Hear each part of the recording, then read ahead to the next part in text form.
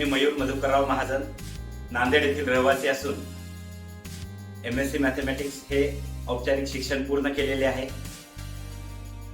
अमृत संस्थेअंतर्गत मोफत सोलार प्रशिक्षण व देखभाल शिबिर याची माझी निवड झाली। संभाजीनगर MIT कॉलेज येथे हे शिबिर घेतले गेले।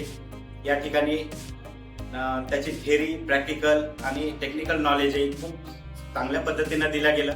यामुळे माझा आत्मविश्वास एवढा वाढलेला आहे की इथून गेल्यानंतर मी माझा व्यवसाय सुरू करणार आहे आणि त्याबद्दल मी MCED आणि अमृत संस्थेचे खूप खूप धन्यवाद करतो।